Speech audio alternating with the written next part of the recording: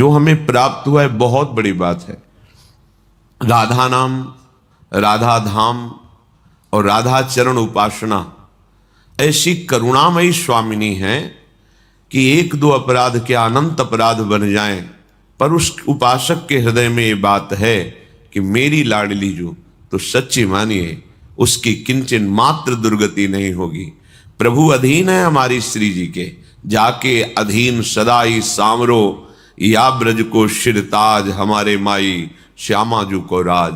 बस आवश्यकता है इस बात की कि हमारी एक एक वृत्ति श्री जी में लग जाए, वो भी उन्हीं की कृपा से लगेगी।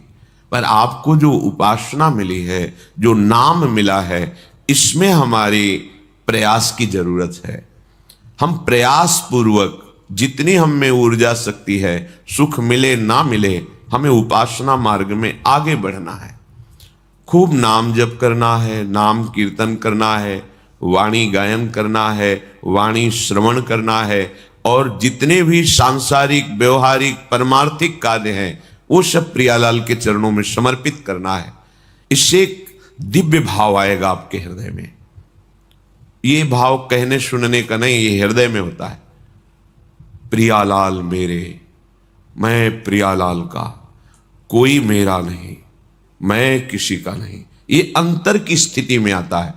ये जब स्वयं आने लगे तो जान लेना कि अब हमारा प्रियालाल के पास जाना निश्चित हो चुका है। जब तक हमारा कुछ बकाया रहता है तो उसका हिसाब करने आना पड़ता है, लेना या देना, कर्म परिणाम भोगना, या जो हमने शुभ कर्म किए हैं, किसी को दान दिया है, किसी को स्वीकृत किया है, तो वो लेना, लेना न देना, तब प्रियालाल में मगन रहना। इसलिए हम सारे कर्म प्रियालाल को समर्पित करते हैं, चाहे व्यवहारिक हो चाहे परमार्थिक, तो वो हमारे प्रियालाल के चरणों में समर्पित हुए तो उसका परिणाम हमें प्रियालाल मिलेंगे। अगर हम शुभ और अशुभ कर्मों को अपना मानेंगे, कर्ता भाव रखेंगे, तो हमें भोगने आना पड़ेगा, शुभ कर्म भोगने और अशुभ कर्म भोगने।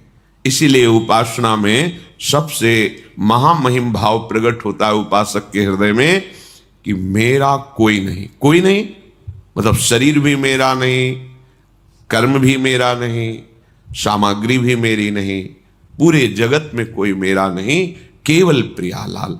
ये आता है जैसे मीरा जी के हृदय में आया, मेरे तो गिरधर गोपाल दूसरो न कोई। न ये शरीर मेरा है, न संबंधी मेरे है, न ऐश्वर्य मेरा है, न भोग मेरा है। बिल्कुल। अब देखो जीवन मुक्त हो गया ना। जब कुछ मेरा ही नहीं तो फिर किसके लिए आएगा? जो मेरा है वो प्रभु है, तो प्रभु में लीन हो गया। ये स्थिति हृदय में धारण करनी है। व्यवहार में रहते हुए भी, गृहस्थ में रहते हुए भी अंतर से भाव रखना है, ये सब प्रभु का है, उन्हीं का है। तुमने प्रकट थोड़ी किया, तुम कुछ बना थोड़ी सकते हो। प्रभु के बनाए में ही तुम कुछ बिगाड़ कर रहे हो, उसी में खेल रहे हो। है तो सब कुछ प्रभु का बनाया हुआ। तुम्हारी बुद्धि भी प्रभु की बनाई हुई, तुम्हारा मन भी प्रभु का बनाया हुआ है, तुम्हारा तन भी प्रभु का बनाया हुआ है। पर जब तुम अहंकार कर लेते हो तो दिशा गलत हो जाती है। इसीलिए तुमसे अधर्माचरण पापाचरण बनते हैं और फिर उनका दंड तुम्हें भोगना पड़ता है। मैं हूं एकमात्र उनकी। ये बैठा लो, हृदय की बात है। ये मत सोचो कि भजन करते करते ये बात कभी आएगी। ये बात अभी बैठालना है। जो बहुत वर्षों की साधना से प्राप्त होता है, वो सत्संग में 1 मिनट में प्राप्त हो जाता है। बस तुम्हें स्वीकार करना है। बहुत ध्यान से सुनिए। स्वीकृति से ही दुर्गति है और स्वीकृति से ही सदगति है। स्वीकृति करो, मैं प्रियालाल की, प्रियालाल के सिवा मेरा कोई नहीं। जब ये स्वीकृति हो जाएगी तो इस लोक और परलोक में दिव्य शक्तियां तुम्हारी रक्षा करेंगी। ये अंतर में बैठे हैं हमारे प्रभु, वो तुम्हारी ये बात स्वीकार कर रहे हैं। वो तो खुद कह रहे हैं ममैवांशो, तू मेरा अंश है। पर हम नहीं कह रहे कि प्रभु आप मेरे हो। हम तो कह रहे धन मेरा, शरीर मेरा, पद मेरा, प्रतिष्ठा मेरी, ये परिवार मेरा, मैं। बस यही तो हमारा बंधन है। मैं हूं एकमात्र उनकी ही, वे ही एकमात्र मेरे। इतना ये अमृतमय शब्द है, इतना बलशाली शब्द है। कल किसी ने एक प्रश्न किया था यहां से अलग, कि कोई तांत्रिक मेरे पीछे पड़ा है और मेरे वंश का विनाश करने का संकल्प किया है, वो मेरा नाश कर रहा है, क्या आप मुझे बचा सकते हैं? आपको सच्ची कहते हैं, किसी भी तंत्र में और किसी भी मंत्र में इतनी ताकत ही कि नहीं जो राधा नाम का जप करता है उसके ऊपर प्रयोग हो जाए। ये हम नहीं, अपने आचार्य बड़े बड़े महापुरुषों की बात कह रहे हैं। शाप ताप रोग शोक दारुण दुखारी, लाल इष्ट दुष्ट दलन कुंज भवन चारी। गोरे चरणार बिंदु को आपने अपना आराध्य देव मान लिया है और राधा राधा राधा हम आपको अपने विश्वास और अपने हृदय और अपने आचार्यों की वाणी के अनुसार कहते हैं, किसी भी तंत्र का प्रयोग नहीं होगा। तंत्र का प्रयोग जानते हो कब होता है? जब तुम्हारा अशुभ कर्म तुम्हारे ऊपर लागू होता है तो वैसे ही संयोग बन जाता है और वही तुम्हें दंड देने के लिए तैयार हो जाता है। अगर हमारा कर्म हमको दंड देने के लिए तैयार नहीं तो वैसे भी कोई तुम्हें दंड नहीं दे सकता। आप बिल्कुल विश्वास कीजिए, कौन काहू के सुख दुख कर दाता, निज कृत कर्म भोग सुन भ्राता। यदि तुमने किसी के वंश का विनाश किया है किसी जन्म में तो तुम्हारे वंश का विनाश होगा, वो नहीं तो तुम्हारा कर्म करेगा। अब तुम्हारे कर्मों का नाश कौन कर सकता है? नाम नाम अनुल्लिख्यानंतान तदपराधान मधुपतिर महाप्रेमा विष्टस्तौ परम देयम विमसति तवैकम श्री राधे गृणत ही नामामृत रसम। ये राधा नाम यदि उच्चारण कर रहे हो, मान लो हमारी प्रार्थना, तो तुम्हारे कर्म तुम्हें दंड नहीं दे पाएंगे। कोई भी इस त्रिभुवन में ऐसा पैदा नहीं हुआ कि तुम्हें कष्ट दे सके। तुम्हारा कर्म लागू होता है, वो कोई रूप रख सकता है, किसी भी व्यक्ति के दिमाग में बैठ सकता है, कोई भी घटना घट सकती हो, तुम्हारा ही कर्म है, कोई दूसरा नहीं। तुम सोचते हो मैंने कोई अपराध नहीं किया, ये तंत्र के द्वारा मुझे नष्ट कर रहा है, भूल जाओ, तुम्हारा कर्म तुम्हें दंड दे रहा है। उसी कर्म का विनाश करने में समर्थ है भगवान नाम, प्रभु का नाम। और प्रभु भी जिस नाम को जपते हैं वो राधा राधा राधा। नाम संकीर्तनम यस्य सर्व पाप प्रणाशनम। जीते विनायक शुभ अशुभ विघ्न करे नहीं कोई, विघ्न करे नहीं कोई, डरे कलिकाल कष्ट भय। जो आनंद पूर्वक प्रभु का नाम, प्रियाजू का नाम उच्चारण कर रहा है, जितने भी शुभ विनायक अशुभ विनायक सब भयभीत हो जाते हैं। हर्ष हरिनाम जपत जय, उसकी कोई पराजय कर सकता है? बड़े बड़े यक्ष पिशाच गंधर्व राक्षस सब थर्राते हैं जिसकी जिह्वा पे नाम होता है। भगवान उसके अधीन होते हैं, दिव्य शक्तियां उसकी आसपास रक्षा करती है। अब आप लोगों को अध्यात्म से मतलब ही नहीं है, बस मनमानी आचरण करना, भोग संग्रह करना, भोगना, और जब कर्म लागू हो गया तो अज्ञान के कारण हम आरोपित करते हैं उस व्यक्ति ने मुझे सताया, अगर वो व्यक्ति सृष्टि में ना हो तो मैं सुखी हो जाऊं। ऐसा नहीं है।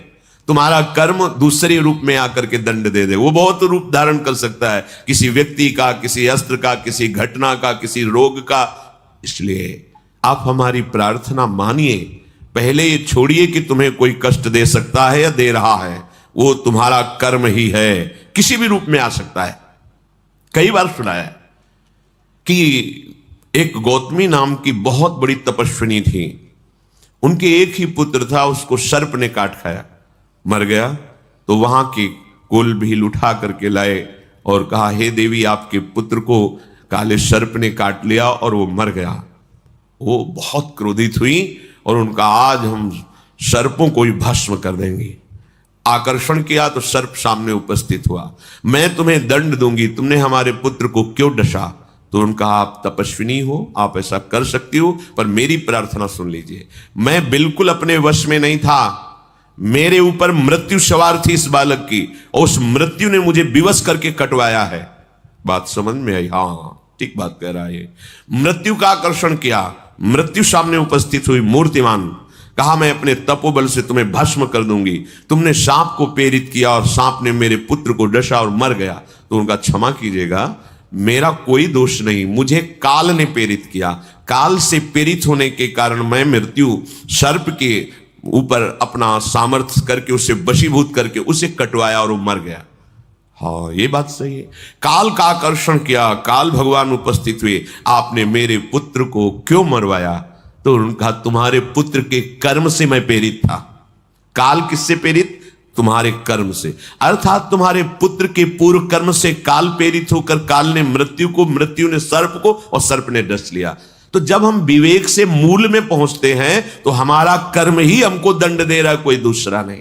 ये विश्वास कीजिए, आपका कोई कर्म है जो आपको दंड दे रहा है। आप कोई साधारण नहीं, भगवत आश्रित हैं, तो आपको कैसे कोई दंड दे सकता है? इसलिए एक उपाय है कि आपका वो कर्म नष्ट हो जाए जो दंड देने के लिए उद्यत है, उत्साहित है, वो है भगवन नाम, भगवद आश्रय। जिस समय आप अपने आप को और अपनी मानी हुई समस्त संबंध और भोग सामग्री को प्रभु के चरणों में समर्पित कर देंगे, अब किसी की ताकत नहीं कि वहां मनमानी कर सके। वो जो भी होगा प्रभु के विधान से होगा, और प्रभु के विधान को शरणागत सर झुकाकर स्वीकार करता है। चाहे वो कठोर रूप विधान हो या मृदु रूप विधान हो, मेरे प्रभु मेरा परम मंगल कर रहे हैं। रहा ना मेरे मन में कोई जो मुझको अपनी कह टेरे। बाहर से सब अपना अपना कह रहे हैं कि तू मेरा, लेकिन मेरे मन में तो केवल अपनापन श्री जी के लिए। ध्यान देने की बात, मेरे मन में कोई ऐसा नहीं है कि जिसे मैं अपना कह सकूं, वो केवल श्यामा श्याम है।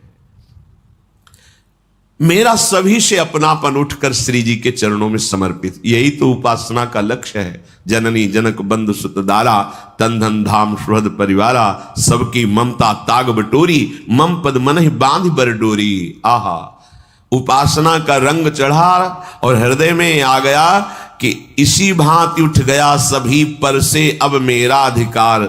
जब से हुई समर्पित, जब से किया प्रीतम ने अंगीकार, अब मेरा कुछ नहीं, कोई अपना नहीं। तो क्या वो जंगलों में घूमता है? नहीं, सब प्रभु का मान करके वैसे ही सेवा में रहता है जैसे एक अज्ञानी जीव रहता है। वैसे उन्हीं के बीच में रहकर खूब परिवार की सेवा, खूब धन कमाना धर्म पूर्वक, और सारे के व्यवहार वैसे ही करना। बस समझना है मेरा कुछ नहीं, प्रभु का है।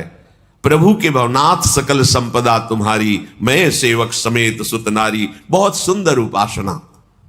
देह कहीं भी रहे, वृंदावन में रहे, दूर देश में रहे, अब ये प्रभु के विधान में है। जहां राखो ता रहो मान सुख राशि है। स्वर्ग नरक अपवर्ग आस नहीं त्रास है। चाहे स्वर्ग में रखो, नरक में रखो, अपवर्ग में रखो, वो आपका विषय है। मैं तो अपने आप को आपके चरणों में समर्पित कर दिया। देह कहीं भी रहे, इसे दे कोई चाहे मन का प्यार। कोई बहुत इसे प्यार कर रहा है, प्रणाम कर रहा है, नमस्कार कर रहा है, आप जानो, या अथवा इसे सताए कोई, देता रहे सदा दुत्कार, कोई निंदा करे, गाली दे, अपमान करे, आप जानो। अब इस देह के प्रपंच में मुझे नहीं फंसना, ये देह आपको समर्पित है। ये दिव्य उपासना का भाव। कोई कैसे भी माने बरते इसको इच्छा अनुसार, मुझसे मतलब नहीं, देह से ही ये सारा है व्यवहार। जैसे हम अपना मकान किसी के नाम कर दें, अब वो उसमें क्या व्यवहार करता है, कैसा रंग पोतवाता है, सोहनी लगाता है कि नहीं, वो क्या करता है वो जाने, मेरे को कोई परवाह नहीं, मैंने तो बेच दिया, दे दिया।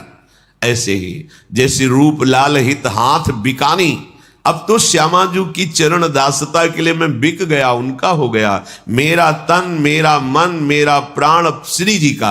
अब जैसा चाहे बिल से, अब कोई शिकवा नहीं, कोई शिकायत नहीं। फिर अगर शिकवा शिकायत है तो दिया क्या? अरे शरीर आपने अपना मान रखा है, मन आपने अपना मान रखा है, क्रियाएं अपनी मान रखी, भोग संपत्ति तो शरणागत काहे से हुई है।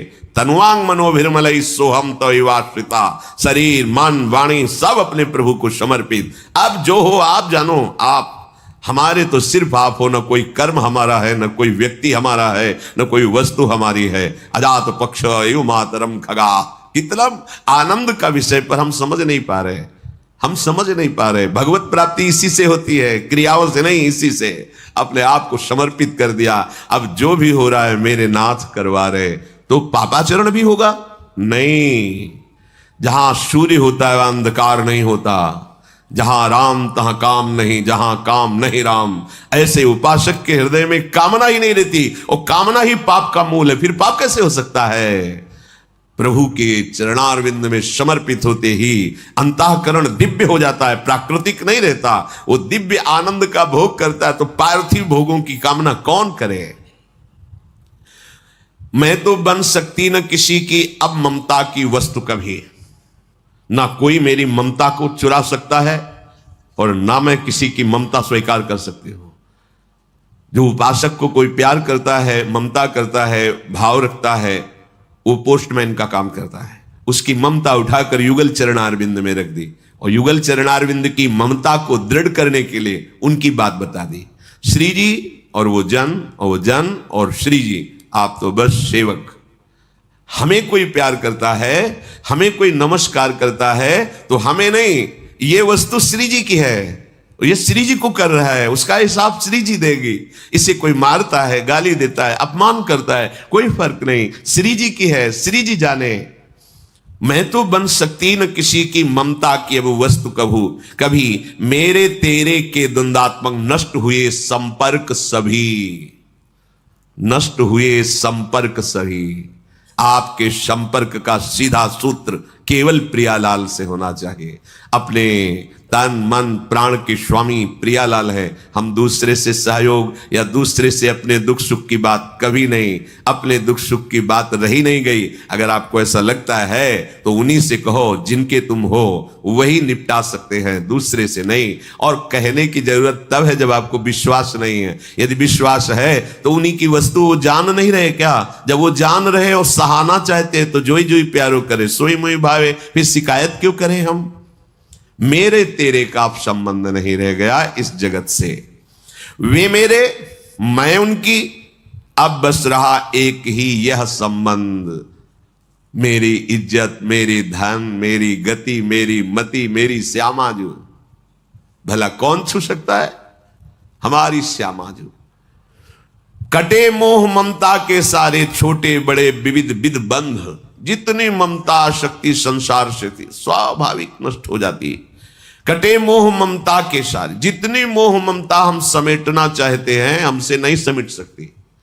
प्रभु के नाम कर दो। ये बड़े बलवान हैं, काम क्रोध लोभ मोह मद मत्सर, पर जिनके बल से बलवान हैं वो जब दृष्टि से देख लेंगे तो ये सब मिट जाएंगे, हट जाएंगे, शांत हो जाएंगे, निहाल हो जाओगे।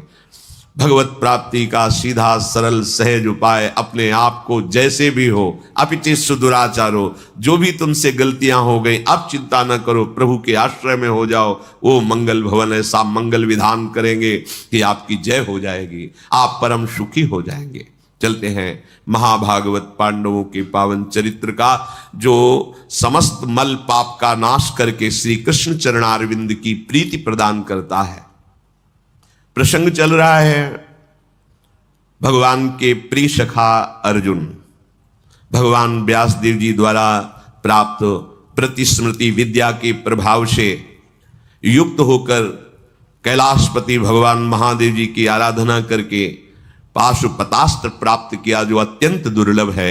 महादेव जी के शरीर का स्पर्श हुआ बाहुयुद्ध में, महादेव जी की कृपा प्राप्त हुई।